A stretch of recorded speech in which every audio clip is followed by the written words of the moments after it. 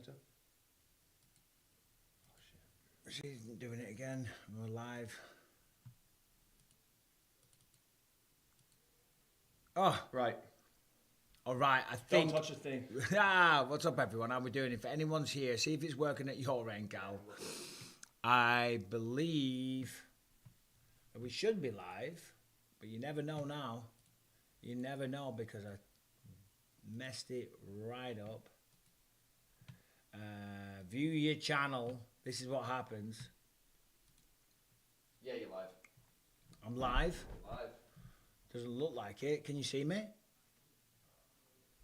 Oh, I don't see. Oh yeah, there we go. There we go. There we go, guys. There we go, guys. What's up, everybody? How we doing? Jesus Christ.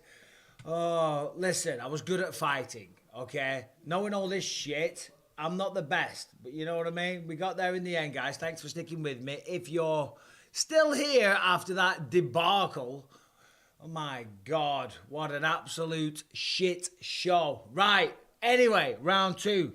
I've got my toast. I've got my cup of tea in a very feminine little horse cup that my wife gave me. Thank you, Rebecca. Could you not give me a more manly cup? Jesus. What is this? Little pretty horses. My daughter won it at a horse show. Well, nobody bloody cares about that. Dear. Right, now I'm going to get a stream on of the what's it called? The weigh-in show, so I can see it and we can talk about it. 306 weigh-ins. Anyway, what's up, everyone? As the cheese goes, happy Friday to everybody. Obviously, this is early morning doors for me. Well, we get up at about 6-ish most time, but I had to have a shower, I had to have my brews, you know, I had to watch the news and just be a lazy bugger in bed for a little bit, you know what I mean? So anyway, I'm having my toast.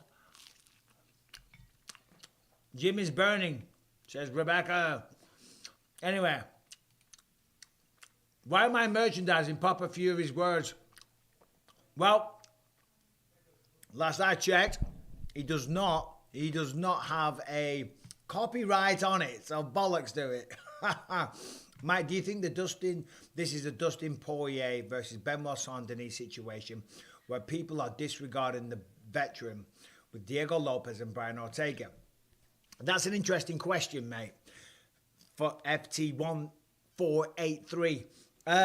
Yeah, look, listen, Brian Ortega's been around forever, been in there with the absolute best, only lost to Holloway and Volkanovski, so you never know, but Diego Lopez is doing big things as well, so I don't necessarily see it being like that, even though, what's his face, Benoit Saint-Denis was on a similar kind of rise, beating everybody. I think Diego Lopez is a little bit more strategic and tactical. Benoit Saint-Denis used to go out there and just be super violent right from the start, I think, and so does Diego Lopez. So your point might be valid. Got a nice little super chat here from Matt Carney. Thank you, Matt. Michael, one of the things I like about you is your ability to grow and adapt as you age. Well, cheers. If only I could figure out a stream the same way. Moving confidently into new fields of expertise. Why do the fighters find it so hard to let go of fighting? I'm not too sure, mate, to be honest. That's an interesting question because I wouldn't say I've necessarily let go of fighting. Terry Bailey's here. Thanks for your membership, Terry. Fighting's still a big part of my life. It pretty much encompasses everything that I do, whether it's commentary, podcasting, the YouTube stuff. So I haven't walked away from fighting, but I am still looking at ventures outside of being a professional fighter. But, some people, that's all they know. And again, for me, for the most part, it's all I know. Anyway, let's get these weigh-ins on. We need a live weigh-in stream. My wife opened the bloody... Hey, Callum! Carl! It's so hot in here. It's so hot. Turn the AC down to 72, mate. Or 71 even. 71. Jesus Christ. My wife opened the windows, and then outside now we've got the garbage trucks. Sounds like a bloody earthquake happening out there. By the way, we had an earthquake yesterday. Still haven't even got the live weigh-ins on. Right, here we go. We've got a weigh-in video. Let's have a look. Oh, right. The weigh-ins have bloody started. They've started, guys, and I'm missing it. Who's this on the scale right now? I'll put in my headphones so I can hear it. Like it matters. You're right, Joe. It doesn't matter. I haven't even got the fight card up because I got out of bed and started so early. And now the pets' heads are falling off because, Jesus Christ, now we've got the garbage trucks outside making a right racket. Anyway, let's have a listen. Now, Arichi Lang is stepping on the scale here. Let's have a look. Who's he fighting? He's fighting Raul Rosa Jr., who said that he wants to retire by the time he's 25. I had Demetrius Johnson on the podcast yesterday, and he was like, why do you want to retire at 25? What are you going to do for the rest of your life? You know, and it's actually a really good point because you still got a lot of life left to live at the age of 25. Let's pop this out here. 1 second, guys. I'll be all sorted in a minute. The tech side of stuff is not exactly what I'm known for. I'm fucking it up all over the show. I am messing up all over the gaff. Let's have a look. On Rebovitz? No, not that one. Not that one. The underdog on the card? Like all right, next fighter set to weigh in, competing in the first fight of the night in the We're just going to steal someone's stream. Raul There we go. There we go. All right, who's this? Raul. And here is stepping on. Opponent. Guys, thanks for being here. We figured it out. We got there in the goddamn end. But it's a part of the job. This man here, Raul Rosa Jr., what are you doing? It's phenomenal. He's only a kid. What is he, 20 years old? 19? Something like that? All right, next athlete to the stage, one of the best flyweights in the world, and weighing in as a backup for our co-main event, Manon Fuel. Let's bring up another window. Who's this one here? New window. UFC 306. Wicked. 124.5, the official weight for Manon Fuel. I've got UFC 306.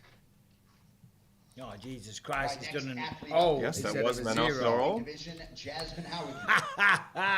Car Crash TV. That was Manon Fuel before, weighing in as a backup, 124.5. And here's Jasmine Jauregui. Jasmine Jauregui stepping on the scale. So she's really good. I like Jasmine Jauregui. Anyway, right, she's weighing in nicely. Made weight, no problem. Let's answer some questions. Let's see what we got, guys. No UFC weighing show is disappointing. Yeah, I'm assuming, I saw a lot of people saying that. I don't know anything about it. But generally they do the UFC weighing show from the arena. Maybe they can't get in the arena because it's such a big production and all the rest of it.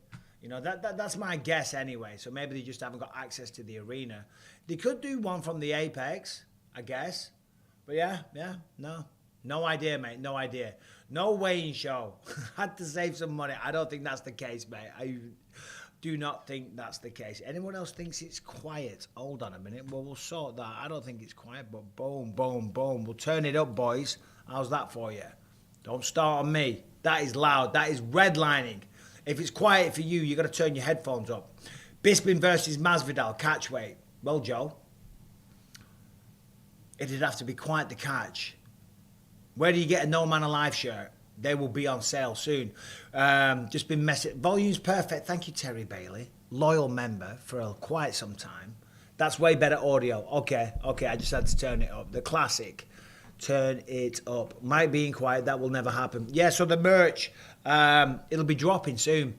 We've got hoodies coming out and we got some T-shirts coming out, and we had to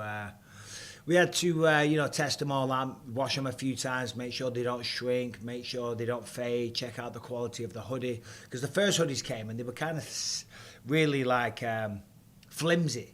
You know, they didn't hold their shape at the bottom, you know, where it kind of tucks under, like the cuff that would hang out. You know, it wasn't the best. I'm like, no man alive should be selling shit hoodies. Anyway, what's for breakfast, my bruv? I'll tell you right now, a little piece of sourdough toast and a cup of tea. Someone here says, I met Bisping back at Tall Trees. Wow, Tall Trees. I haven't been there in a long time, so what we're saying, 1999. And I doubt you would have met me because you wouldn't have remembered me then. Anyway, a little bit of toast because too much caffeine on an empty stomach kind of makes me sick. Anyway, John Fury might sue me. Has he got a copyright, a patent on it? I will challenge that patent in court. Smith can't chill and talk for 1 hour a week. Adam Rogers, what are you talking about? Smith who? Anthony Smith? What do you mean he can't chill and talk? 1FC to return as 2FC after it goes bust. No man alive should eat so loud. Jesus Christ, you lot are a picky set. I'll turn it down a touch. There we go. I got a munch on the toast, boys. Is it better to have bigger or smaller? Oh, God, we're not going down that line, buddy. Speaking of merch, still gutted about my mug. Yeah, mate. Well, you shouldn't have dropped it, pal. Hold on. That's how you take a sip of tea and not drop it. Anyway, who's weighed in so far? This is some weighing show, this. I'm certainly not rivaling the UFC's production, am I? Let's be goddamn honest. Right, what do we think about this main event? Sean O'Malley versus Merab Dvalishvili. Let me know in the chat. I would put a poll up, but I am not that sophisticated. I think Sean O'Malley gets it done. I think Merab's going to really, really give him some problems. I have not improved the Shevchenko dance. And O'Rourke. No, I haven't worked on it, funnily enough. I've got better things to do. No, Sean O'Malley. I think Merab's going to be tough for him. Merab, certainly, if he can get on the inside, if he can get a hold of him, he's going to make it an absolute nightmare for Sean O'Malley. But that's just going to be the fight. They're going to go back and forth. Sean O'Malley's going to dance around. He's going to use all the space in the octagon. He's going to use those straight shots, maybe knees up the middle, pepper him with jabs, kick the calf, right hands, move, move, move. He cannot allow himself to get backed up against the fence. If he does that, Merab will probably get in on the inside and cause an absolute nightmare. Merab's going to have some success. He's going to get him down. Sean's probably going to get back to his feet. And that becomes the fight. Who can maintain that for 5 rounds without making a mistake? You know, sounds easy, but that's essentially what it is. Merab without EPO equals no cardio. Come on, come on. The man works hard, even when he's not in the gym. He's jumping in, flipping frozen lakes, you know, and all that type of shit, innit? He's always training. He's always training. And no one's on EPO. I know these days, I mean, I don't know enough about performance-enhancing drugs, but I do know that they test everybody very, very well. The testing is sophisticated. Yeah, there's always people that are ahead of the curve. There's always new stuff coming out. But you can't, just because he's got a good pace, say that the man is on EPO. Right, we've got someone weighing in here. Who's this? Who's this? Is that Edgar Shirez? I think it might be. With the shades on. Did he make weight? I don't know if he made weight or not. The sound was off. Buck Naked says, hi, Count. Merab going to submit this clown. Hey, listen. That's not beyond the realms of possibility, mate. That is not beyond the realms of possibility. Merab, oh, here's Brian Ortega. Let's have a look at Brian Ortega, because struggled to make weight last time. Brian Ortega. Right, he made weight, no problem. 146 for T-City Brian Ortega. 146. Well, that's good, because that was the big one that we were worried about, because remember last time, could have made 145, then it was 155, then he had to be pulled from the card. So anyway, he made weight. It's going to be a good fight. Terry Bailey, Merab is too careless when he shoots in. He'll probably get sniped like Sterling. So on my podcast yesterday, I had Adrian Yanez, who's a very, very good bantamweight fighter, and we were talking about this fight, and he came up with a really good, it's not a good point that I'd never heard before, but the structuring of it was really good, because he's a coach. Aljamain Sterling got knocked out because he shot from too far away. And the way he put it was really good, and it breaks it down for layman's terms. You got 4 ranges, and I put it like this. He has different terms, but I simplified it. You got kicking range, which means you're all the way out, right? You got punching range, so you're a little bit closer because you can reach with your arms. Then you've got in the pocket, so you got kicking range, punching range, pocket, where the pocket's where you're up really close and you're just trading, throwing knees, elbows, whatever. And you got the clinch. You can't go from point 4 to 1 without setting it up. And that's what Aljamain Sterling tried to do. He was way too far out, tried to shoot in without setting it up, tried to depend on his athleticism and his explosivity and shoot all that distance. And he got clipped with a clean right hand. I don't think Merab is going to do that, Terry, to your point. He's going to He's going to use the hands to set up the strikes, set up the shots. He's going to need a lot of head movement, a lot of feints. He's going to try and confuse O'Malley, but that ain't going to be easy. And that there becomes the fight. More people stepping on the scale. That is Joshua Van. I like Joshua Van. He's good to watch. Nice little exciting fighter. Anyway, back to the chat. What we got? Aljo knocked himself out. Oh, dear. John Jones equals the GOAT. 15 years as a champion. Yeah, I kind of agree. Hey, Carl! Callum's got his girlfriend staying here at the moment. Callum's got his girlfriend. I'm going to ask him, what do you do to put the bloody polls up? How do I do a poll on here? How do you do a poll? How do I do a poll when I'm live? How does he do a poll? He How do I do a poll? Right, move it. Move it. Have a bit of respect. No, that's the chat. This is the YouTube. Start a poll. Oh, start. How did you do that? You do. Oh my God! Look at it. Boom. Plus, start poll. Oh. Boom. Oh. Enjoy. Hold on. Who wins? And then what do we do? Well, question mark. Yeah, I know that, knobhead. My keyboard's black. It pisses me off. I can't see like the things. Things. Right. Where's the question mark? Hold on, the lights are off. Yeah, now you can see because it's lit up. Who wins? And then you click on the yes. Where's yes? Boom. Right there. O'Malley. Oh, we got polls. Marab. Jesus Christ. We are going to the next level, guys. Callum, do you want to join the stream and help me out? Yeah, making some eggs. Been a sec. Oh, you're making eggs. Some eggs. Make me some bloody eggs. Anna Rourke says, thoughts on an official versus ceremonial weigh-ins. Weird song and dance, in my opinion. Taking the shirt off and stepping on a fake scale after the fact. Well, it's good. So the official weigh-ins, obviously, like what they're doing right now. What they're doing right here. Oh, here's Marab. Should we ever listen? Here's Marab, the main event. Hold on.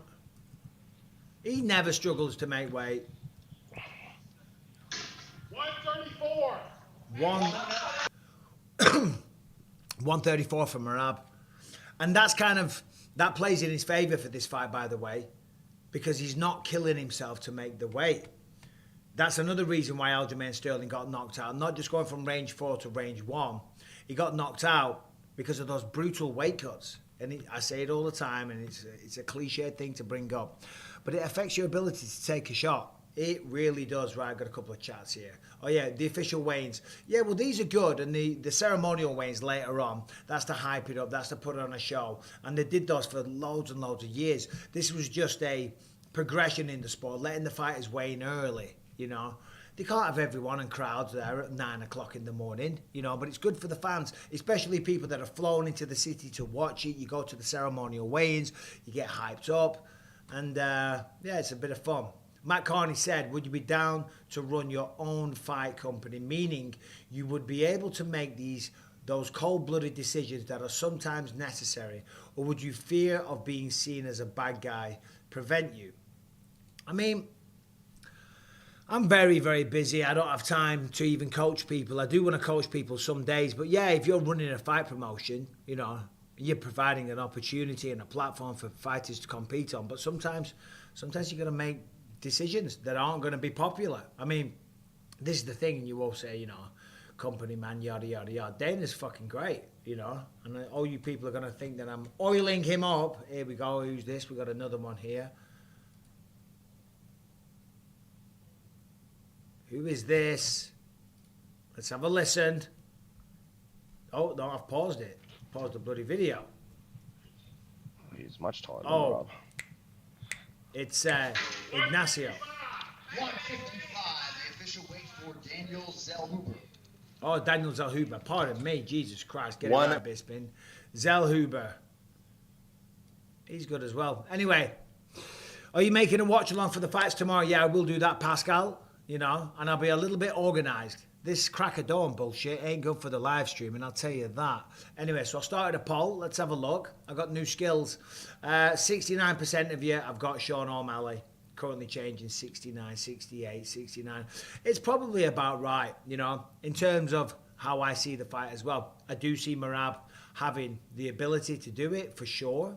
And stylistically, he's a nightmare. He is a nightmare for Sean O'Malley. A guy that's got ridiculous pace, a guy that's not going to get tired, a guy that brings non-stop pressure, walks you down, trying to get on the inside the whole time, and he wants to wrestle.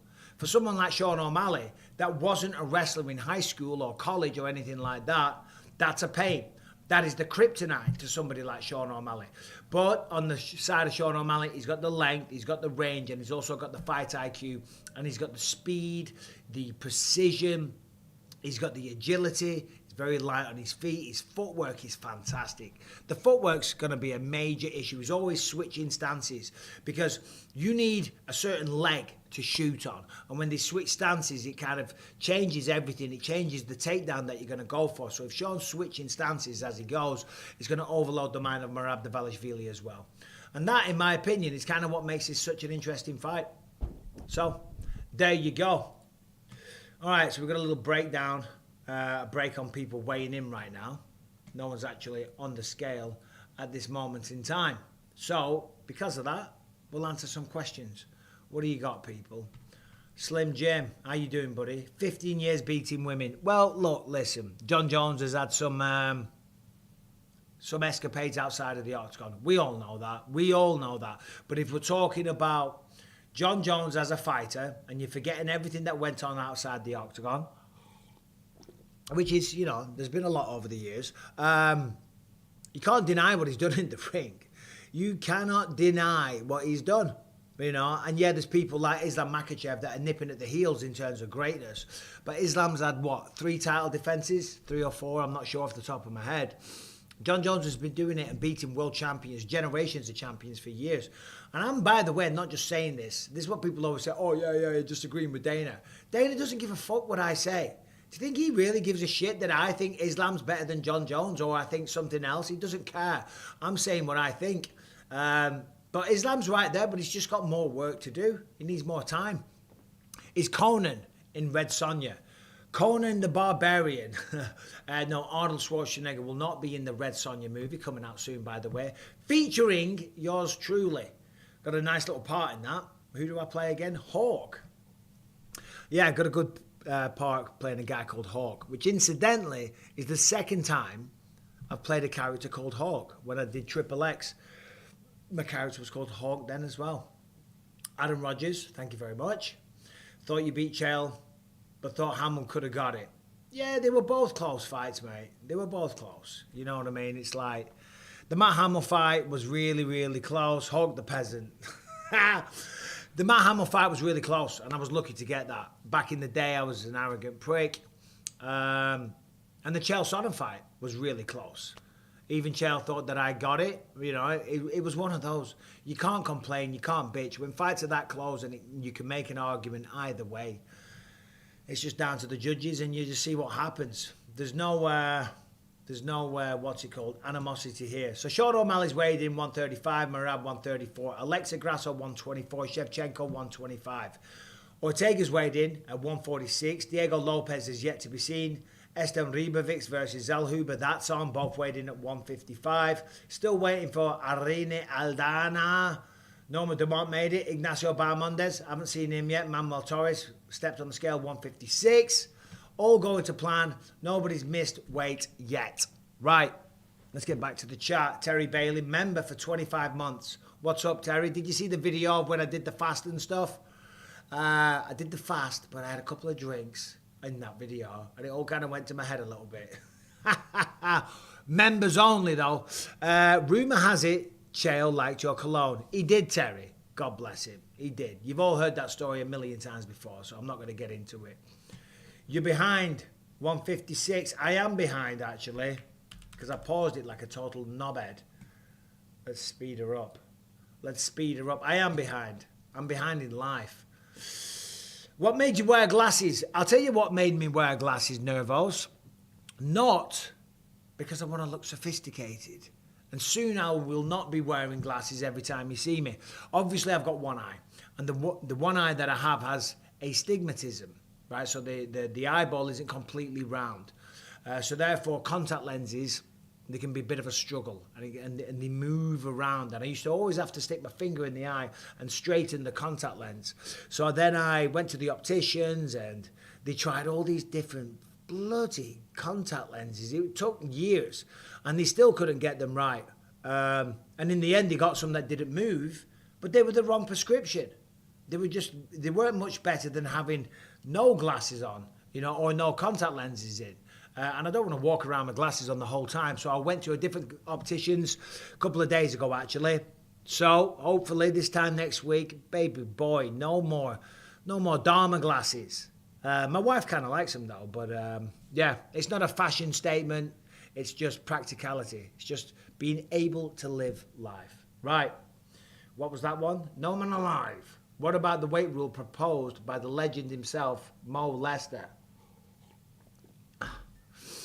Why does Smith barely do the pod? Make Felder regular. So Felder will be coming on next Thursday, by the way. Anthony will be on Monday. The podcast has been making some big changes. Can't make the announcement yet, but great episode last night, by the way. Renato Laranja, Demetrius Mighty Mouse Johnson, and because it's Mexico Independence Day, we had to bring on a real live Mexican, so Adrian Yanez joins the show as well.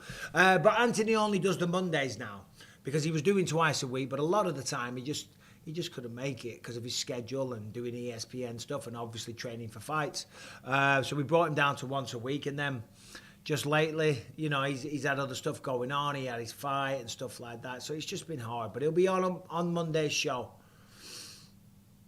Bring Lewis back. Lewis is like, see, I'm a lot to deal with. Lewis is a lot to deal with. And when you get two people that are a lot to deal with, you're butting heads. And we used to have quite a few arguments. I wish him all the best and all the rest of it. But he was tricky to deal with. But I'm tricky to deal with. So it's not an insult. I'm not talking shit. What's up with the UFC Live weighing show? Keith Shingleton Jr. I have no idea. I didn't even know there wasn't going to be one. But I'm glad. The live stream numbers have been shit lately. That's why I haven't been doing them. You're all watching MMA Guru. No, I've just been too busy. But yeah, I had no idea there was not going to be a live weighing show. How many Alexa Grassos could you beat at once? It's a good question. I don't know. I reckon a few. I mean, the prime version of me, because obviously I'm 45 now. I reckon back in my day, I could have taken a few Alexa Grassos. Right, would you do a submission grappling match with George St. Pierre? I would, soon, because if you see here, can you see that? I just had neck surgery, so I'm still recovering. That's why I'm not killing it in the gym right now. I'm recovering from neck surgery, and it's still really painful. It's just as painful as before I had surgery, so there might be a world where I've got to have another surgery. But anyway, who cares? The answer to the question part is that when the neck's healed up, I am going to start grappling a lot more, and maybe down the line, but probably going to need a bit more time to get this neck situation sorted. I spoke to the nurse, and she's like, no, the pain you're having now is probably the pain from the surgery. So if that's the case, and fingers crossed it is, then hopefully, it'll get better and better, and I'll be back with a bang. And never mind just the neck. Joe Rogan messaged me an article the other day, and it was all about a guy that got electrocuted, some high voltage wires, and the injuries, fuck me, the injuries that this guy had. It blew his chin off, blew his arm off. He was in a coma for months and months and months, and when he came round, he'd lost vision. He was completely blind as well. And he did the first ever eye transplant. So he sent it to me. He said, this made me think of you, Mike. I was like, fucking hell, let's go. I'm coming back. I'll tell you what, if I could get another eye, if I could get that fixed, this one fixed. I'm not saying I'd come back to the UFC because I'm 45 now, but I would definitely, that does sound like a Rogan article, Paulie.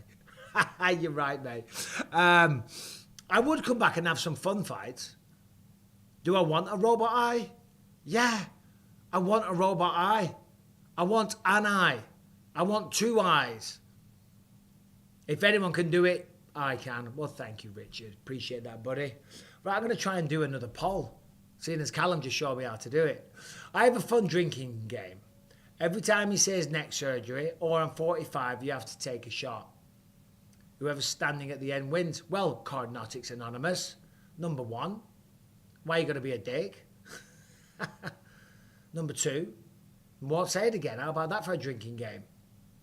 Mike, have you ever been to Middlesbrough? What's my favourite impression? Oh, my first impression. Middlesbrough. I think I have. How weird, man. It's up in the North East League, where it's right down by the Geordies. I think you refer to yourself as Mackhams, right? Fucking shithole, man. Absolute shithole. Right, it's not really. Lovely people. Come back and put a whooping on Jake Paul. Jesus Christ. Can you believe? I don't even want to get into it all. Everyone's sick of hearing about Jake Paul. Can you believe he's going to box Mike Tyson? It's mental. I love your shirt, Michael Davis Jr. Thank you, buddy. They will be on sale soon. A little bit of product placement, you know. How would Tough 3 Mike react to that prick in St. Louis? In St. Louis? What happened in St. Louis? You're talking about New Orleans? I'm not sure. I got punched in the face of some little punk in New Orleans and actually started laughing. You've all heard the story. I don't think anything happened in St. Louis, but I'm not sure. I was in St. Louis recently. I was commentating. It's possible something happened. Jake is going to kill Tyson. Yeah, he might do. He might do. Jake Paul might kill Mike Tyson. And then brag about it. Which is the crazy thing.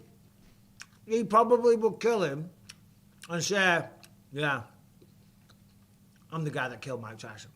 That's how bad I am. He's an old age pensioner pretty much. It's unbelievable. It is unbelievable. Hi from Bury, Lancashire. Bury. Never spent too much time in Bury, but I did go to a Frankie and Benny's just off the M66. You know where I'm talking about. There's a cinema there as well. Cinema. My wife always laughs at me. Yeah, you mean New Orleans? Yeah, Adam Rogers. My wife always laughs when I say cinema. She says, you're not posh. But whenever you say cinema, and I hear it myself now, she says, call it the movies. I was like, well, I've never called it a movie in my life. I call it the cinema or the flicks. All right, what we got here? Matt Carney's back. What's up, Matt? One more annoying probing question. If you met alternative reality Michael Bisping, who stayed in Clitheroe and failed to chase his dreams, would you like him or feel a sense of shame for him? Well, and this is the thing, and this is why I'm so grateful for my career and all the support that I had, because the Clitheroe version of Michael Bisping back in the day was a very misunderstood guy, you know, that had a lot of maturing to do, a lot of growing up to do. He was always a decent guy, but he was very angry, and he was just lost, you know. That's why you need a purpose. You need to find what you want to do in life, you know what I mean? And then once I found a fight career and realised this was something I can do and like a real path, and it gave me ambition and drive and something to work towards, then I became a better person as well. And of course I met my wife and we had kids, and clearly that does something for you. But yeah, I would. But I'd probably think the old version of me was a dickhead as well. And if that version bumped into the New Orleans guy that punched him in the face, Adam Rogers, Jesus Christ. Cinema. Buzzard Scribe, been a member for 28 months. You must have been... I think the channel has only been going... Well, I've only been doing it regularly for 28 months. I started a YouTube channel in... I've got some old videos on an old channel that I'm not going to say because you'll all go look at it. But I used to have a YouTube channel. It was like 2004, 5, and there's like some old blogs in there and some cringy stuff. But if I'd have kept it going since then, my God, you know, would have had a lot of subscribers by now. But yeah, I'm going to repurpose some of that old footage and put it on here. Anyway, Mike, you're streaming The Sphere, right? Love from Toronto. I don't know. I'm going to do a live for the prelims, maybe the main card as well. I'm not sure. You know, I'm not working the fights this weekend, so I'd like to, just enjoy the show, see what it's all about. 666,000 subscribers, that's what I've got. And Big Ben says that's the mark of the devil. Well, what do you know? You got me there, buddy. You got me there. Is it 666? Could you imagine if it was 666,000 when I didn't let Bryce Mitchell pray in the octagon? Oh my God, there would have been some scandal then.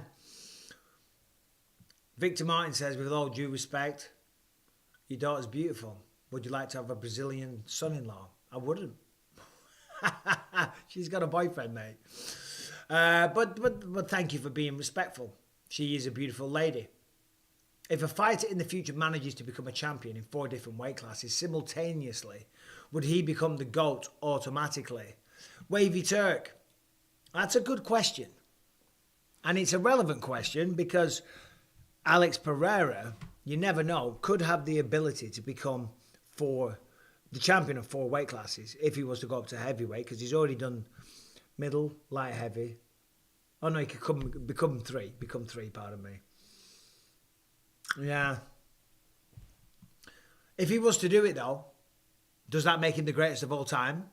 I guess it would make him the most celebrated, the most success. Probably. I mean, you can't deny it, can you? You can't say, well, this guy, he might have become champion in 3 weight classes, but he didn't beat, this version. He didn't beat that version. So, I mean, he beat Israel Adesanya at middleweight. He's beaten some good guys at light heavyweight. If he was to go up and knock out John Jones or Tom Aspinall or Stipe, I know on paper he can't wrestle, but you can't deny that. My God. Anyway, let's have a look. Someone had a good question there. No, we did that one. Can you post some young Bisping pics and tell stories? I mean, I've got a lot of stories, but YouTube, they are sensitive, man. Very, very sensitive. And I don't think a lot of my stories on here would be too fitting. You know what I'm saying? But they do come out on the podcast. So when we're chatting away, stuff just comes up. You know what I mean? But if you've got a question, I'll give you a question. All right, let's have a look at a little update on the weigh-ins here. Almost everybody. Who have we got here? Someone stepping on the scale. Contender, former title challenger, Irene Aldana. Here she is. Irene Aldana. My bantamweight. Yeah. We don't want to hear him. Now let's see what she weighs. Let's have a listen. 130. Nailed it. 136. Easy peasy. What? Where is the actual weigh? Oh, where is the actual weigh-in? Bro, Daniel Cooper. Hate to throw you under a bus, mate, but you spelled weigh-in W-A-Y-N. I don't know, maybe it's like this new 2024 thing of spelling shit, but or maybe you just, need to read some books. Where is the actual weigh-in? Because I'll be watching it on my TV. I think it's going to be at the Sphere. I don't know that for a fact. I don't know what the logistical setup is. Maybe getting fans into the arena the night before. I actually don't know. That's a good question, mate. So after that insult, Daniel Cooper, I apologise. Solid question. My God. Oh, dear. Pigeon Poo says, come on, guys, take a second to like the stream. And I agree. I didn't even know you could do that. What was your contract like after Tough, the bigger now? Yeah, I don't mind talking about this. Adam Rogers. So, Adam Rogers says, what was my contract like after Tough? Well, I'll tell you what. Back in the day, I was over the moon with it because I was working. Generally, the jobs that I earned, I was earning £200 a week. About 10 grand a year. Maybe some weeks I do a bit of overtime or whatever. 250, 260. I used to think that people that were earning 300 quid a week, they'd nailed it. They'd killed it, So, did a bit of building work as well. So there were some good weeks on that where I got like 450, but they were few and far between. Anyway, so I gave up that. Went on the Ultimate Fighter eventually after having 10 fights. And the contract was 3 fights, 12 and 12. 12,000 to show, 12,000 to win, so 24 grand. Plus there was sponsorship. I had a nice little deal with Giants, and I was the first Brit to win the Ultimate Fighter, so I was getting a lot of attention from sponsors. So at one point I had, you know, I don't know, like 4 or 5 different sponsors. So in those early days, I was earning like, oh shit, I want to say $60,000, $70,000 from sponsors, as well as then getting 25 grand, 24 grand every time I fought. And then on top of that, Dana would give me a massive bonus. It was, I tell you what, it was life-changing back then. He would give us huge bonuses. Even towards the end when the bonuses came in, as you know, as times progressed, it was a wire. But back in the day, it was an envelope. I've told this story loads of times, but the first fight I had on my contract, UFC 66, Chuck Liddell versus Tito Ortiz 2, and me and Rebecca were there. We were absolutely fucking skint because I won the Ultimate Fighter in June, and I didn't have my first fight until December, and I had no money coming in, you know, because you only get paid when you fight. So I'm driving to training and stuff and doing all this, but you're still broke until you fight. So my wife and I flew out, you know, and I took her shopping. Hold on, someone's waiting in here. Who's that? Oh, well, O'Day Osborne just stepped on. We missed it. Ah, well, you'll survive. Yeah, I took her shopping to this. Oh, God, it was bad. We bought her a nice little, like, shiny, tacky top to wear to the fight and stuff, you know. I go out, I have the fight. I had no team with me whatsoever. No team, because the team that I was with back in the day, they were dickheads. They kept saying, we're coming tomorrow, we're coming tomorrow, we're coming tomorrow. No one showed up. So I flew out to Vegas for my first fight in the UFC. I had no team with me. They did link me up with a couple of random Brazilian dudes that I'd never met that did their best to help me, but that was weird. I had this Brazilian dude I'd never met living in my bedroom, right? Sharing a room with him. Didn't know him. And he was weird, and I had to pay for everything, and I didn't have any money, so I'm putting everything on credit cards and stuff. And we were there over Christmas as well, because the fight was just before New Year's Eve. And I remember Christmas Day, I went to the Palace Station buffet for Christmas dinner by myself, because that weirdo didn't want to come. I'm like, come on, it's Christmas Day. Let's go to the buffet. He said, no, I'm good. I'm like, what are you doing? So anyway, Christmas Day, walked through the Palace Station Casino. Everyone's there sitting at the gambling machine, smoking fags and fucking, you know, drinking away. Christmas Day, sitting there by themselves, bing, bing, bing, pushing the buttons on the bandits and stuff. You know, the fruit machines. What do you call them? Anyway, I went and sat in the Palace Station buffet, had a crap Christmas dinner, had no team. Rebecca showed up a couple of days before the fight, bought her a nice shitty little top, and then won the fight. And then after the fight, I get told, Dana wants you backstage. I'm like, oh, shit. What have I done now? Because normally I've done something. And him and Lorenzo Fertitta came in, just handing me a brown envelope, $80,000 in it, and that was the smallest one. Some of them were really high. Every fight, boom, boom, boom. So yeah, the contract was 12 and 12 for the first 3 fights. The next 3 were 16 and 16. The next 3 were 24 and 24. But I got out of that contract before I did all 9 fights, and then we were off to the races with, like, you know, I couldn't believe it. Hundreds of thousands per fight, you know, so life-changing stuff, man. Life-changing stuff. And then, of course, you become a champion and stuff like that, and then the money just skyrockets from there. And even before being a champion, I was never mad about the amount of money I got paid. So anyway, there you go. Alex says, can you tell a post-fight story? I just did. Oh, a post-fight after-party story. I'll keep it quick. I mean, when I got knocked out against Dan Henderson, it was a bad knockout. UFC 100. You all know the one. I went to the hospital, came back, in my hotel room. Everyone's there. Loads of friends had flown in from England. My dad's there, my brother's there, my wife's there, mates are there. You know, and I walk in, everyone's like, hey.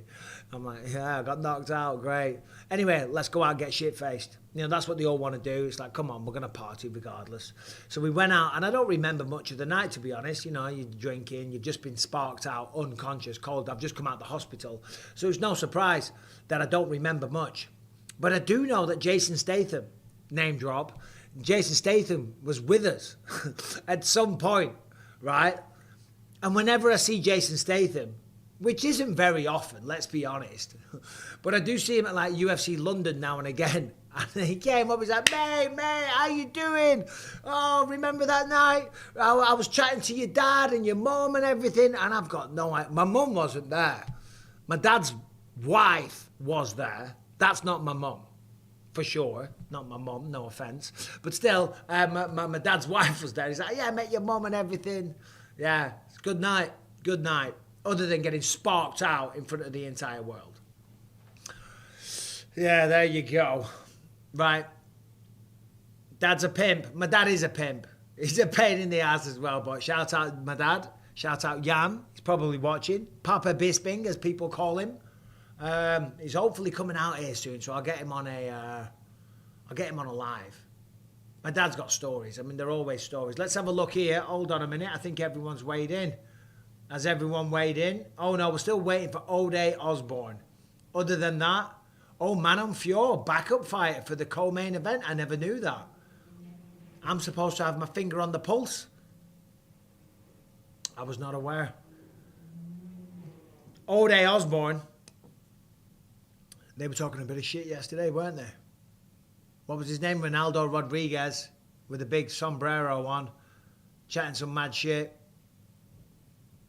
Hey, they stole the show. They absolutely stole the show. Anyway, Anthony Caston, thank you for the $2. Thank you very much. Are you still doing some striking for fun? I am. I love it. Just not recently, not over the last couple of weeks. And any time I start working on the bag, I'm like, shit, I still got this. Me and Paul Felder were having this conversation recently. Because my technique, I feel, has got even better than what it used to be. Did my wife finally leave me? No. She has not left me. Why? Because she's not here. I see this dickhead Beetlejuice. I saw a couple of other things before. I might just fuck you off, Beetlejuice. I can do that, you know. I can remove you. Learning new things, tricks of the trade. What is the heaviest weight you ever walked into a fight in the UFC after weigh-ins? Yeah. Heaviest weight. So I used to fight at 205, but when I was fighting at 205, I dieted down to 205. I never cut weight, ever at 205. I used to have a Burger King the night before. My nutrition was all over the place. You know what I mean? I didn't know much about nutrition. I just used to show up and just fight. I used to train hard, eat like shit, have a few drinks, show up on fight day, and beat people. Then I dropped down to 185, and like a total dickhead at 185, I would diet down to 185. Because the team I was with, the people that were guiding me, didn't know jack shit about anything. They were making it up as they went along. Interesting stories about Brazil. We'll get to that in a minute. So anyway, I remember I saw Eddie Bravo. The first time I made 185 was UFC 83, Montreal, Canada. And in the morning, I went down to get something. I was in the elevator and I saw Eddie Bravo and he said, how's the weight cut going? I said, I haven't done one. He said, what are you weighing?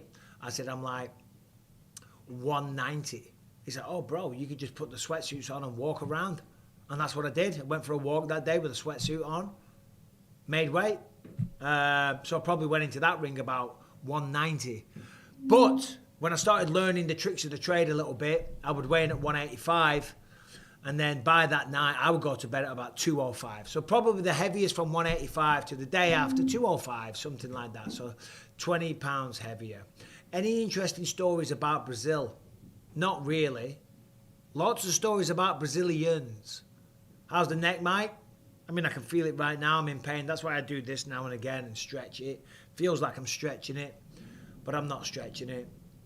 We'll see. I'm going to go see the doctor next week. I got to see him next week because it's the week after I go to Paris. Benoit Saint-Denis taking on Renato Moicano. The missus is coming along as well. Where's my favourite place in Scotland? Mada's Mad Adventures. I mean, I haven't spent too much time in Scotland. I've been there, obviously. Glasgow was a good place because I fought there. Edinburgh, probably so far Edinburgh. Inverness was nice, though. I went up to Inverness. I did a little DJ tour in Scotland When I came off Hollyoaks, no one cared that I'd won the Ultimate Fighter and was fighting in the UFC. But I played a bad guy in Hollyoaks, and off the back of being a bad guy in Hollyoaks, I got some like PR appearances and played some DJ spots and whatnot. So I did a little tour around Scotland. Anyway, can you give a shout out to my buddy, Mike Oxditch? Mike Oxditch. Oxditch? Mike. I get it, you're trying to say Mike Cock, but I don't get Mike Oxditch. Whatever. Jason Vickers, cheers, mate. Appreciate you, buddy. Fury might sue you for selling his quote. Does he own the words? No man alive. I don't believe he does. I'm willing to take that test, challenge, see you in court type thing. Favorite food? You know what? Japanese. Japanese food is brilliant. You know, whether it's sushi, whether it's the steaks, the noodles, the rice, all the other stuff. Japanese food's brilliant, but I love Italian. Come on, it's all good. It depends what you're in the mood for. What's your favourite hobby to do to Rebecca? Well, that's just rude, isn't it? Bad choice, Bisping. Oh, there we go, BDB. Yeah, all right. Well, I like Thai food as well. Thai food is absolutely phenomenal. I like Thai. I like Italian. I like Japanese. I love a good steak. Jason, you get the No Man Alive t-shirt on sale in a couple of weeks. As I say, we were just testing quality and stuff like that. So I thought I'd just wear them, seeing as I had a couple here. But yeah, they'll be on sale soon. Premium fabrics, quality fit, show your support, on sale soon, as I said. Bisping, what do you think about those pedo hunters attacking these guys when they catch them? Well, I mean, good for them, right? And those guys need a beating. But I also think that those guys are just like probably a little bit violent themselves. But those guys, if they are trying to meet up with kids and stuff, I'm not getting into it all, but they deserve it, don't they? Let's be honest. They deserve it. Met you at one of the appearances in Paisley. Mark, you're right, Paisley. That is correct. Paisley, man. Have I had hangi food from New Zealand? Never had that one, mate. Never heard of it. Thai, Japanese, Italian. That sounds good. That's a fusion. That's like the popular thing to do these days, isn't it? Fusion. It's an Asian fusion. Thai, Japanese, Italian. Whew, sign me up, take my money. Aztec alive. Love from Wales, Bisping. My fan way. Shout out, I can't really do a Welsh accent, you know. No, I can't. My brother lives in Wales, so I will be in Wales. He doesn't know this yet, but I'm going to go see my brother in Wales. He lives in, well, not in Swansea. I think it's the Mumbles. He lives in the Mumbles. So I'm going to go see my brother. We're going home at Christmas, I think. We're going to rent a car. We're just going to drive around on the way up to Clitheroe. Just pop in and see some old family members, surprise them. Because you know for a fact they ain't watching this shit right now. And thank you lot. Thank you all for being here. Do I believe Piotr Jan is the most skilled bantamweight in the world? No, I don't. At all. He's very good. But Sugar Sean O'Malley is the champion of the world. Do I still think Orange County is a hub for MMA gyms and fighters like it was in 2006? BBG. Good question, good point, because no, it's not. It's not. Times have changed. But back in the early 2000s, Orange County was the place to be. That's why I moved here. There was gyms everywhere. There was talent everywhere. Fighters everywhere. Excuse me. I came out here in 2007. Did a training camp with Quinton Rampage Jackson up in Big Bear. And it just blew my mind. It just blew my mind. Not only the sophistication of the camp, how like his coach had it all scheduled, all the training partners, Chet Congo was up there, a bunch of guys that I'm still friends with now, friends for life. And then we went down from the mountains down to the beach, and it was just gyms everywhere. I'm coming from Clitheroe in the northwest of England. Nobody even knew what MMA was. But still, that's not why I moved out there. I was with a team that were ripping me off. The managers were stealing a lot of money, taking all my sponsorship money and stuff like that. And they always had some good bullshit and some lies and all the rest of it. You know, they would always come out with crazy camp expenses. It was all bullshit. In the end, I got sick of being ripped off. No, Terry Bailey, it wasn't him. Wolfslayer guys. And in the end, I had to move on. But so there was a lot of bad shit went on. A lot of bad shit, and I don't need to go through it all. But I said to myself, right, that's it. That is the final time. That is the last time. And then I was owed a ton of money. And I called up and I asked him, I said, where's my money? Where is it? Well, I didn't say it like that. I said, can you inquire about the money? He said, yeah, we've been really busy. We've been really busy. I said, well, it's a phone call. And then he fucking went off on me again.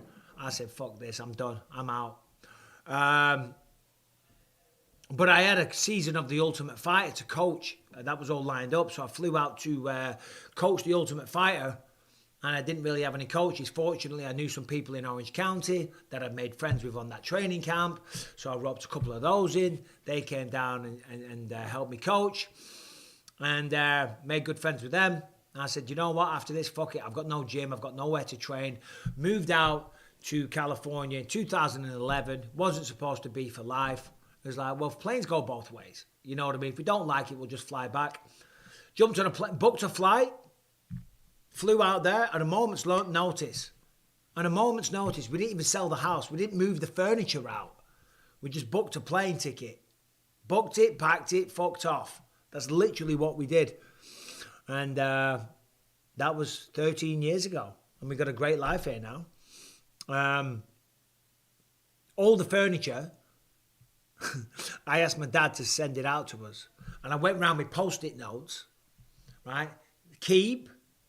Throw away. This is good. That's shit. Do you know what I mean? My dad sent all the crap stuff. So we moved into a house. I said, right, send all the stuff. And we got like a truck pulling up outside. And it was just a load of shit. Not all of it, but the majority of it. And all the good stuff was broken. Like we had this big like granite table that we'd bought. We were so proud of that fucking table. It cost us thousands when we first started making money. Table shows up, it had big chips in it and everything. I had to throw that away. Mike, have I ever used recreational drugs? You are going on with this question. Yeah, I have. Were you the Mike that owned Mike's Carpets in Leeds? Wasn't, mate. Wasn't me. Would Statham make a decent MMA fighter, you think? Well, he would, if you think about it, doesn't it? I mean, I don't know him too much. Fusion is the bomb. Asian Latin might be the best. Miso Cralio. I'll check it out. Jason Statham was an Olympic swimmer before he was an actor, weren't he?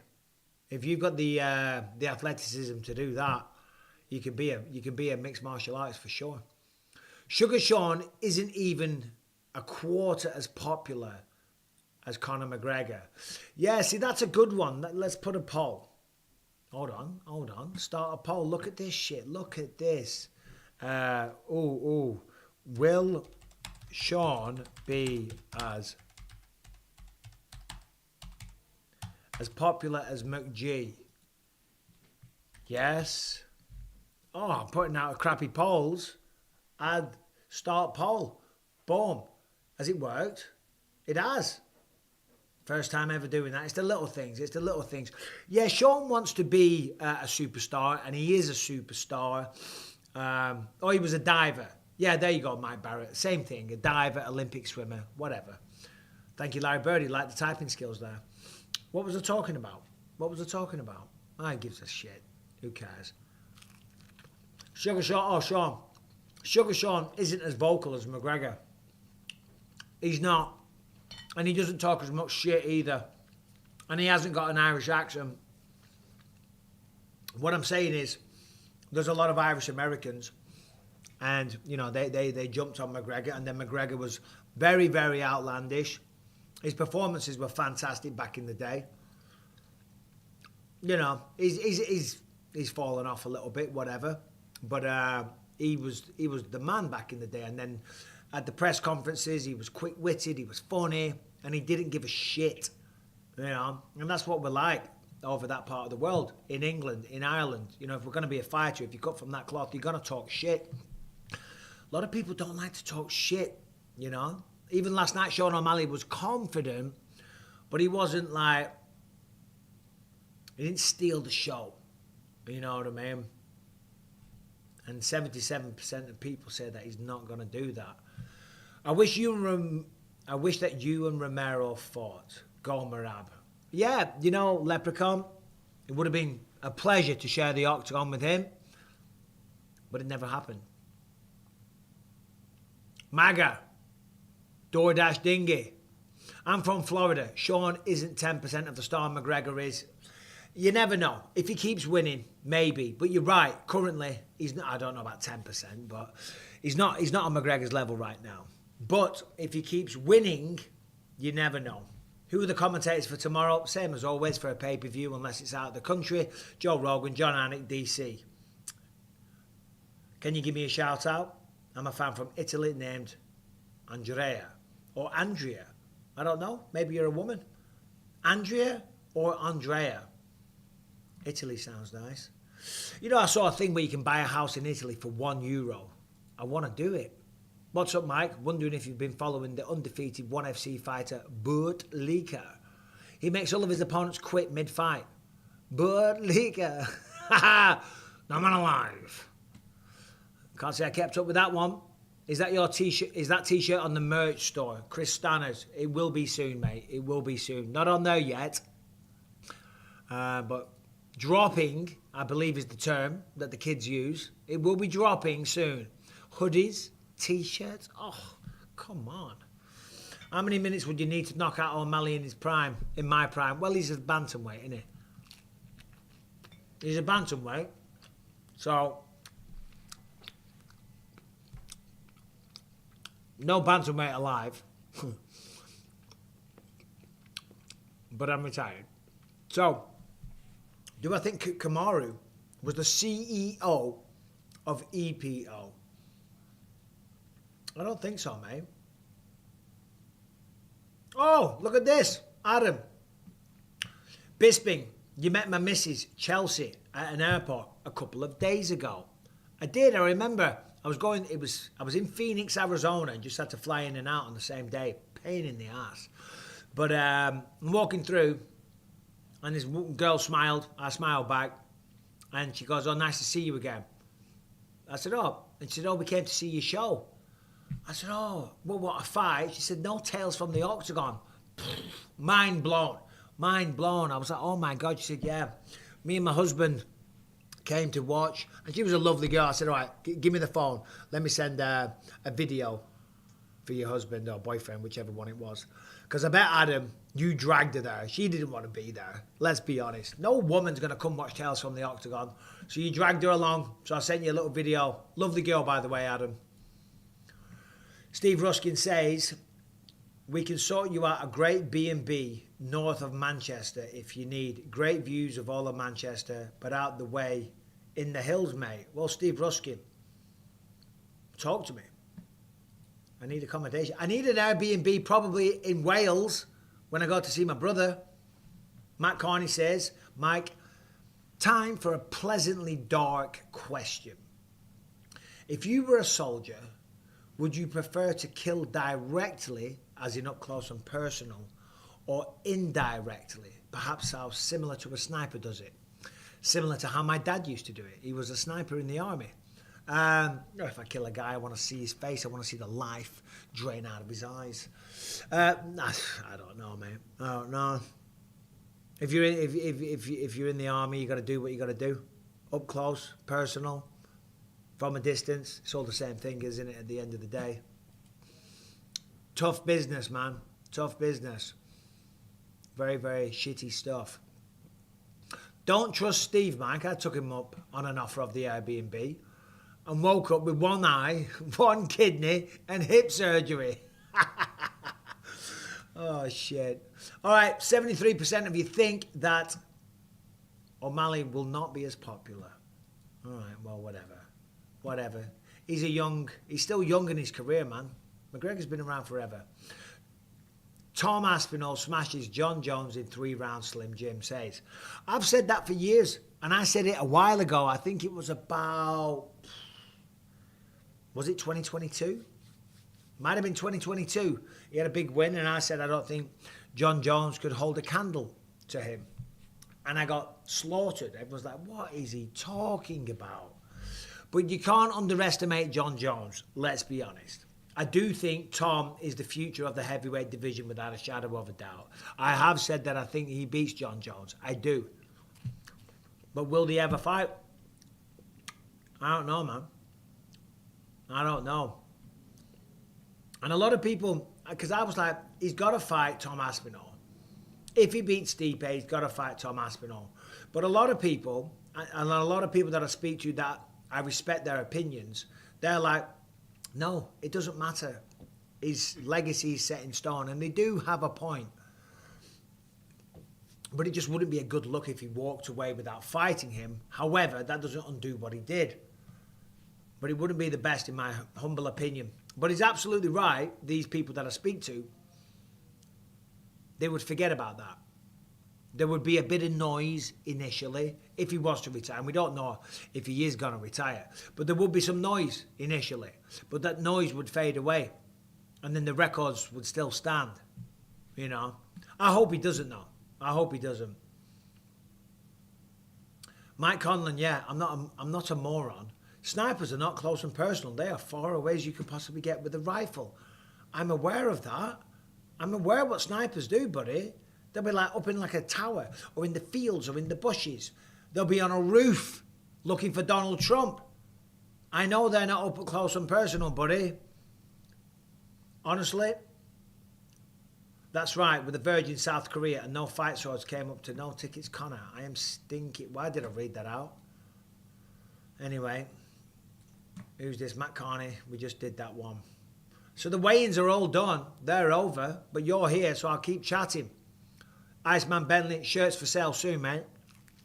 Should we get the missus on? Should we see if Rebecca's around? See what she's got to say. Or Callum. Callum, come and join. I'll get him to join. Callum doesn't like doing it, to be honest. Or Rebecca. I think Rebecca does. She likes getting involved.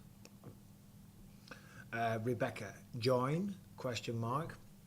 I should really just go, Rebecca! But she might be upstairs doing the hair. My God. Doing the makeup. It's the morning routine. It takes women forever to get ready. Hold on. There she is. Right, hold on. What does the text say? Let's have a look. I can't. I haven't done my makeup. Oh, dear. Fair enough. Oh, big lad's here. Oh, Big Cal. show can start. You need What? you need a chair. Am I a permanent fixture? Just go and get a chair. Am I a permanent fixture of the Just show go now? and get a chair. What reality show would you like to be a cast member on? Can't say The Ultimate Fighter. You know, we got pitched our own reality show. Turned it down. Wasn't interested. I thought, I'm not selling out my kids' lives. I love you, Bisping t-shirt. Yeah, on sale soon. Because like this was like a couple of years ago. Callum, no, it was a few years ago. Callum, you know, he was like 20. Ellie was like 18. You know, and you don't want to expose them. And like, who knows? Maybe the show would have been a flop. But if it wasn't, all of a sudden they become celebrities and they turn into fucking entitled douchebags and all the rest of it. You see it all the time, don't you? So, you know, for the sake of the kids, guys. You know, I would never be an entitled douchebag. I walked away from like massive amounts of money. For his integrity. Yeah, come closer. You're very, very far away. We're going to balance this up. Let's have a cuddle. Well, don't make it weird. Right, your head's not in the thing either. Wow. Anyway, James McGregor, he's on a long commute home. Oh, man, good luck. You used to do a long commute home, didn't you? Yeah, I did. About an hour, coming back home. Yeah. How were the weigh-ins? Anything mental? Well, I think everybody made weight, so Yeah. that's the main thing. And I struggled because I didn't set it up before I pressed live. So I didn't exactly have it all figured out. And Yeah. multi-streaming, do you know what I mean? Yeah, it wasn't set up properly. Well, I was upstairs, I was having my coffee, and before I knew it, it was like 8:40. I'm like, shit, I scheduled it for 8:45. Yeah. I've got to get down there. Get down. All right. Tell Dana to sign your son. Sign me. I said, who is this bloke? B. Marley, this is my son. Big man Bisping. Yeah, but it's because of his angle. Yeah. It's because of the angle. Will you ever Arms that try big. and put up Tales from the Octagon on DVD, or is it too much hassle? Well, Quinn40, thank you for the question. Thank you for the interest. We didn't record it. I tell you what, the one in Manchester was brilliant. It really was. The one that we did in Manchester last year was phenomenal. Apologies to anyone that was at the London one. The London one was the first one that I did, so I kind of used that as kind of like, do you know what, Callum? I've thought that you look I like... look nothing like Shane Gillis. You do I look do. like- This is ridiculous. You look like Shane Gillis. I've thought that. No, I don't. You do. At all, because Do- you know what they say about Shane Gillis. He's a fat boy. Oh no, something else. Oh, what did he say? What did he say about Shane Gillis? He looks like he has Down syndrome. Oh, God, Carl. Rebecca t-shirts are needed. Rebecca, that's good content. Yeah. Yeah, but I don't think we'd sell too many. You know what I mean? What were we talking about anyway? Talking about Tales from the Octagon. Oh, yeah. Yeah, so the one we did in Manchester was brilliant because I'd done like a dry run, a rehearsal in London in front of a live audience. And that one was good, but I was having to like take prompts off my phone every few seconds, you know? Yeah. What do I do next? Where do What's I go? next? But the Manchester crowd was brilliant. Anyway, whatever. So when I do it again, maybe we'll... I've been asked to do it in Boston. That'd be amazing. I've been asked to do it in Boston at a really, really historical theatre, and I've got to email the guy back, and I do feel bad. I've kind of strung him along a little bit. I'm just worried that, like, the sense of humour doesn't cross over. You know what I mean? I feel like it's pretty similar to the English, East Coast. Yeah. You want to fight, Carl? Yeah, I do. Do you? I do. Amateur, for fun, and then see what happens. Yeah. What do you think about the main event tomorrow, Carl? Who you pick? Main event, I have Marab, honestly.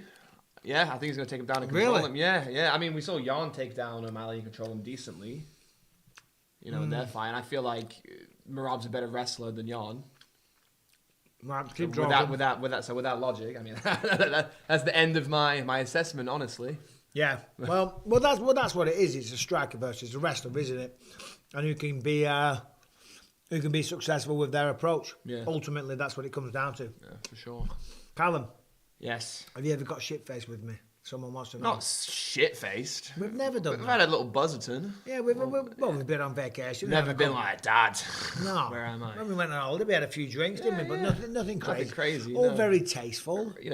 Good taste. Not very civil. Yeah, civilized. Yeah, we've had a couple of drinks around the pool and whatnot, but yeah. Respectful. I don't do that. Have you ever seen me wasted drunk? No. No, I haven't exactly. actually. I vouch I haven't. Yeah, I know. Yeah. This is the thing that people think I'm some like crazy drunk. Yeah, Have you ever yeah. seen me wasted? No, I haven't. Have you seen me drunk recently? No. No. I have a couple of drinks, but I hold my drinks. You know what I Big mean? man. Big man. I can send me the $10 later. Yeah, no, I'm not a pisshead. I'm not a fucking alcoholic, far from it. Professional athlete, baby. I was champion of the world. Body's the temple. Clitheroe Gangsters, let's go. Shout out.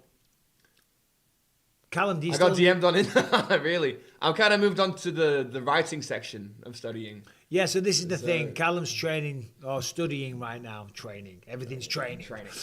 Callum, If you have a goal, you are training. yeah. Callum's studying to do his master's degree. So he's to get onto the master's degree course. And it's going to be in what? Business marketing? Yeah, correct. Business marketing. I walk in, he's doing advanced algebra. I'm like, well, when, if you're a business marketer, when will you ever need advanced algebra? Never.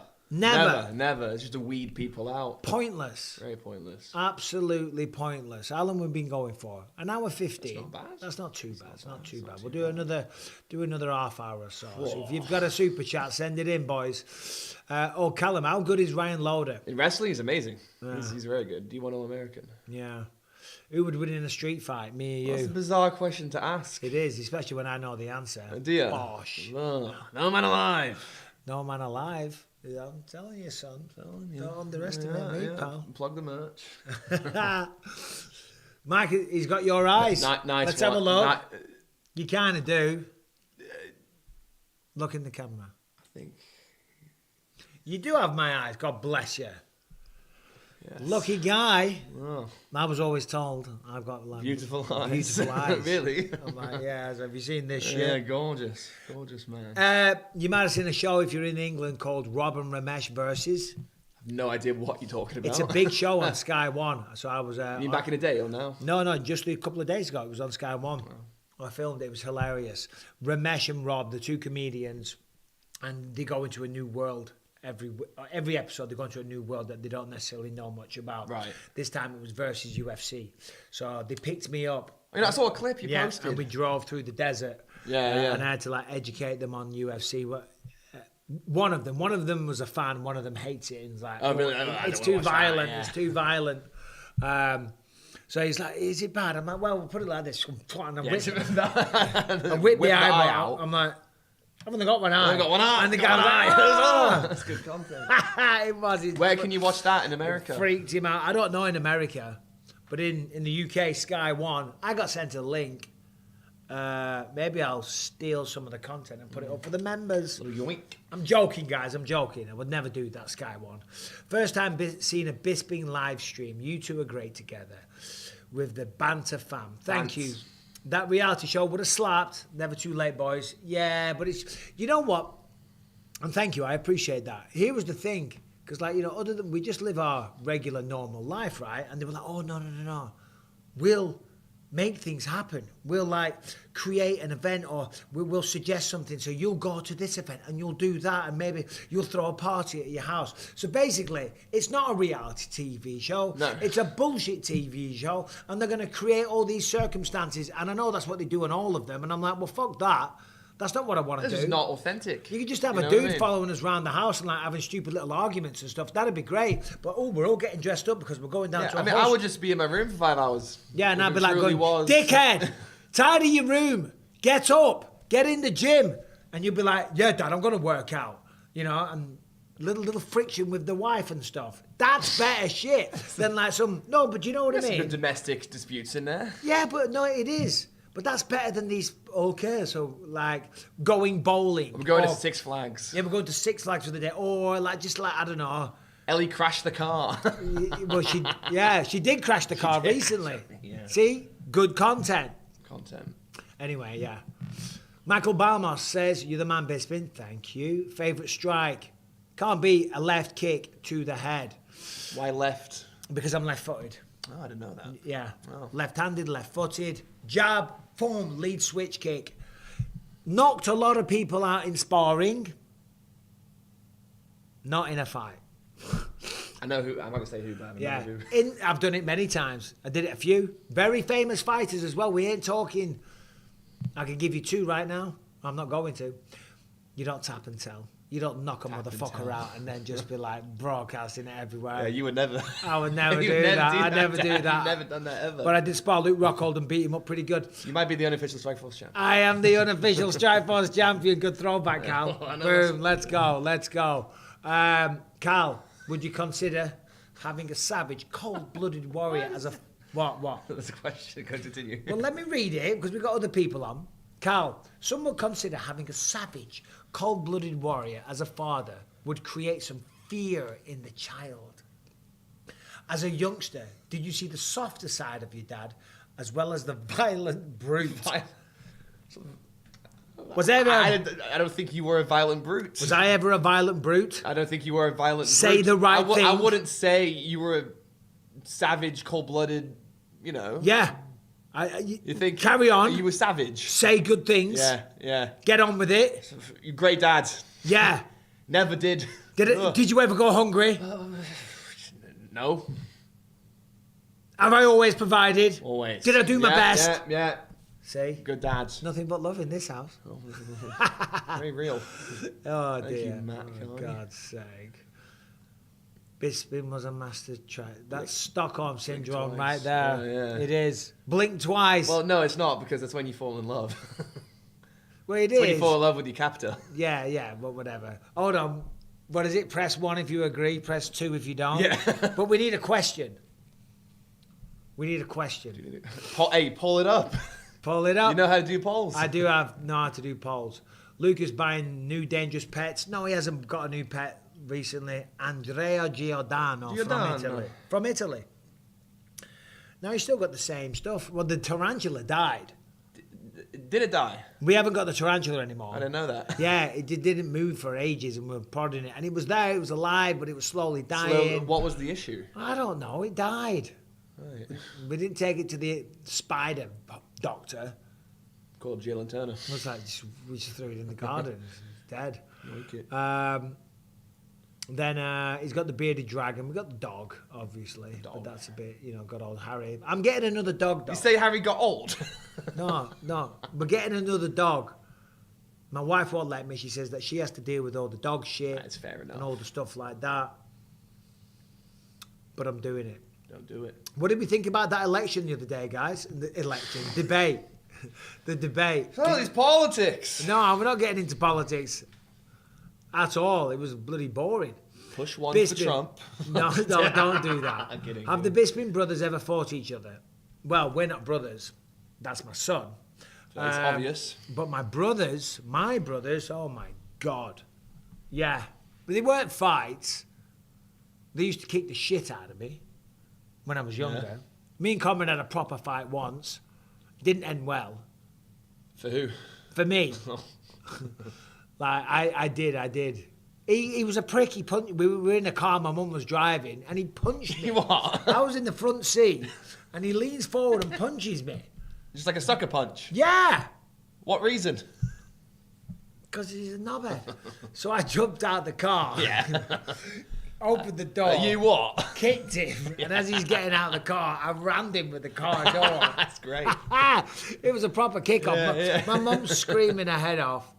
That was my only success. How old were you guys, do you think? Oh, I was about 15. Wow. That was my only success in the fight. Yeah, really? Was it downhill after that? It was very much downhill. Shortly after that, because my brother Conrad is a gigantic man. He's massive, isn't he? He's massive. It's crazy. He's like 6'7" and built like a bloody brick shit house. Anyway, so I kicked him and I slammed the car door and he gets out. It wasn't long before he picked me up, threw me on the floor, and he had me in a rear naked choke. You had to do that? Yeah, because Conrad won jiu-jitsu tournaments. Yeah, I had no idea. Conrad won some British jiu-jitsu tournaments when we were both kids. And he got me in a rear naked choke, and he's choking the shit out of me. And I thought to myself, right, if I play dead, or play that I'm unconscious, he'll let go. And when he lets go, I'm going to get up and have another go. So I just go, I go limp. And he's still choking me. And I'm like, just go limp. And I'm pretending I'm limp. And he's still choking me. So then you stop going limp because you're like, hang on. And then like, he's not letting go of the choke. So then I'm like, from playing limp, I go, what are you doing, you dickhead? Do you know what I mean? Yeah, stop it now. You're actually trying to kill me. You're trying to kill me. Do you know what I mean? Did you get out of it from that point? Yeah, we let go eventually. Dickhead. That's mental. Yeah, so that was me and my brother growing up. Lovely. Oh, God. You've done 2, but you didn't record them. Quinn 40. Yeah, that's right. How many UK fans would buy it? $7.99 each. I know, mate. I know. Next time I do it, I'll record. Do you know why? Because essentially, they tell us from the Octagon, it's me standing up there, and I'm not a comedian, but it's me standing up there telling amusing anecdotes about my life. The last one was more, it was at other people's expense. Yeah. It was talking about everything going on in mixed martial arts. Unfortunately, the crowd found it really funny and all the rest of it. But I didn't want to record it and put it out like, hey guys, look at me, I'm doing a show. Yeah, it's not a comedy special. It's not a comedy special. It's a bunch of people that are MMA fans, that were fans of my career, that supported me. Let's get together, let's have a laugh. We'll make it interactive. We'll do some questions in the audience. I'll take the piss out of some people. We had a couple of guests on stage, and it turned out to be fantastic. It was really, really good atmosphere. Everyone loved it. But it's not really something that I'm going to put out. Yeah, put on DVD. Yeah. But I could have put it out just for the members on the YouTube. Yeah. You know what I mean? Absolutely. So I might do something like that next time, if I ever do it. Got some DJ sets too, they're saying. What's that? Saying record some DJ sets Yeah, I too. think I'm going to. I'm going to get on the decks today, actually. should, I've got nothing else to do, and because of my neck, I can't do much. Yeah. Ah, my neck's killing. Trying to stay off the painkillers. Watching from Blackburn. Let's go. Shout out Blackburn Rovers. I do like doing this to everyone. In the chat, let me know where in the world you are watching from. What town. I do like this. Young Master Dover says, thoughts on the Oasis reunion ticket craze going on right now? I haven't seen tickets sell out this fast since DJ Mikey B performed at the local pub. Yeah, it's crazy, man. Crazy. Wirral. Fucking Glasgow, mate. Glasgow. Dundee. Temple, Texas. Oh, mate, he's in fucking London. South Africa, mate. North Carolina. North Carolina, Stockport, Iceland, San Denver, Diego. Ontario, Wales. Pontypool, South Wales. Pontefract, monkey hangers. Do you know what a monkey What are you hanger is? talking about? It's a monkey hanger. You don't know what a monkey hanger is? I don't know what a monkey hanger is. So the story goes, Pontefract. What is that? Oh, Pontefract is people from Pontefract get real annoyed. What is Pontefract? When you call them, I don't know where. if you call them a monkey hanger, what a monkey hanger is? Well, the legend goes. Let me know in the chat. Stop going on about this. Stop it now. Or is that Hartlepool? Or is it? No, it's Ponty. Oh, is it Hartlepool? It might be Hartlepool. Maybe I'm getting mixed up. Hold on. Just mind over it. Hold on. Is it? I think it's Pontefract or Hartlepool. It came up. Is it Hartlepool or Pontefract? Let's have a look. Hartlepool. Yeah, it's Hartlepool. It is Hartlepool. I don't know why I thought it was Pontefract. Yeah, so the people there are called monkey hangers. The legend goes that back in the day, like, I don't know, I think it was when there was a war with Spain or France, and a ship came up on shore. Right. And on the boat, they had a monkey. Okay. And they'd never seen a monkky before. And they thought it was a person. And There's no way that's real. And they hung it. Why do they hang the monkey? Well, It says, is it real? Hold on, here we go. We're gonna have a dramatic reading. Here we go, mix. We can Boom. do that. We can do that. We're doing it. Hold on. Let's move it over here. Yeah, according to local folklore, the term originates from an apocryphal incident in which a monkey was hanged in the town of Hartlepool, England, during the Napoleonic Wars. A French Chassé Marie was wrecked in a storm off the coast of Hartlepool. The only survivor from the ship was a monkey, allegedly dressed in a French uniform to provide amusement for the crew. Yes, on finding the monkey on the beach, a group of locals decided to hold an impromptu trial because the monkey was unable to answer the questions. Hold on.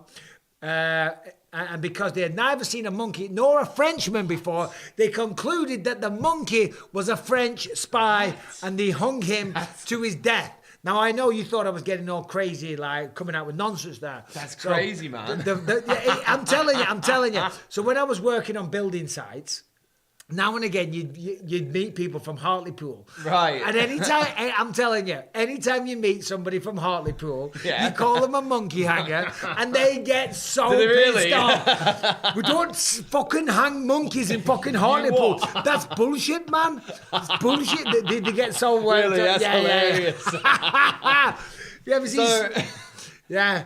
How far into the trial do you think it took them to realize that the monkey couldn't communicate? Well, this is the thing. People from Hartlepool, they're not the smartest.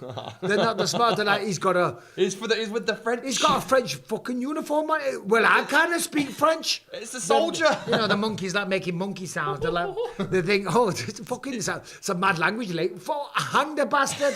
It's Napoleon, in it. Yeah. Anyway, I forgot about that. I'm gonna look more into that. Oh, it's hilarious. Pretty It's good. hilarious. Anyway. pretty good. Anyway. Callum is about twice my size. Fortunately, we're working on it. Callum, if you were to fight, would you use the moniker Count? No. No. Right, we are down now to the final 5 minutes. It's not. There's nothing Not at all. racist. I don't think there was. There's nothing racist at all. It's a real story where in the Napoleonic Wars they had a monkey and they'd never seen a monkey. It's got nothing to do with race. You want to be offended, dickhead. They hung the monkey, man. Yeah. They hung the monkey. It's got nothing to do with race. Oh dear. Counts looked like he could arm wrestle a silverback. Me? Yeah. I'm actually awful at arm wrestling. He is awful at arm wrestling. I actually, it's my excuse, I tore my triceps, so the muscle... Yeah, but you won't arm wrestle my left. Well, I won't, because that's your dominant hand. Arm wrestle me right That's your now. dominant hand. Come on, bro. No, that's your dominant hand. See what I mean? Yeah, I'm terrified of my dad. Yeah, that's not what I'm saying. But what I'm saying is, Right. still got it, kids. Still got it. You know. How old is your boy? How old are you? 23. 23, man. 23, man. Getting old. I'm- Getting old. Getting up there. I'm washed. Boom. So Boom. You're it's- cooked. Yeah, it's over for me. That's what they say, don't Chat, I'm cooked. they? He's cooked. Cooked, chat. Oh, dear. What would your nickname be? I've genuinely never thought about it. Why don't you tell the story about when you wrestled Tom Aspinall? So Callum went out to England on a wrestling thing with college. Training camp. Oh, training camp. Yeah. You went head to head with the champ, Yeah, didn't you? I did. Well, The microphone. thank you, Father. It's kind of unfortunate because I got the training time wrong. So I rolled up half an hour late, so no warm-up or anything, and that's when the live wrestling started. So no warm-up. Hold on, No, I'm serious. It's not even an excuse, though. He's setting the excuse already. Oh, no, but it's okay if you lost to the champ. No, I it's did fine. lose. I did. But how funny is that? Where no warm-up, but then I'm wrestling Tom Aspinall. Cold. Oh, so hold on, you literally walked in. I walk in, then we're doing live rounds. You and Tom. Well, no, straight it wasn't away. me and Tom right away, but it was me and Yeah. someone. I'm like, I'm not ready, but he was very fast. Yeah, no, he he's was quick. You give him a good go though. I gave didn't him a you? go. He said that. I He gave said it a that. shot. He was being nice. He was being He nice. was being nice. Yeah. Well, I'll tell you what. Oh, I owe it to Tom then. I'll get him. Do it for me, Dad. I'm gonna get get him Tom. back. Get him Tom, back. like, I joke with Tom, and when I see him, I say, "Oh, yeah, all right, Mike." It's like, bro, I'll do you. have a bit of respect, Tom. Do you know what I mean? We ain't messing around out here. He's a big man. Carl, if you were Michael's dad, would you be the type to allow him to lay in the morning? Or Matt Coney? I feel like we got this one last time. Or would you make We him got get this- up? We got this question last time I was on. Well, answer the question. Make him get up, pull his weight. Yeah. Right, Matt Corney, thank you for watching. Everyone, thanks for tuning in. That's an hour and a half of the finest entertainment That's your you'll lot. ever see. We are, by the way, there's an episode of the Believe You Me podcast. Check it out. Do me a favor and subscribe, ring the bell and all that stuff. Demetrius Mighty Mouse Johnson. We got Renato Lavanja. He's hilarious. And also Adrian Yanez, who's a brilliant bantamweight fighter and a ridiculously good analyst. So he broke down the fights for us on the main card. So check out and support the podcast, please. Merch, the No Man Alive merch will be dropping very soon, so keep an eye out for that. Don't worry, when it is available, you'll know about it. I'll bore you to tears about it. What else? Tomorrow, I'll do a live for the prelims or maybe the main card. I'm not sure. I think I want to watch the main card. I think so too. I'm going to enjoy this one as a fan. Yeah. Anyway, We'll do the prelim. thanks for watching. Take care. We'll be back another time.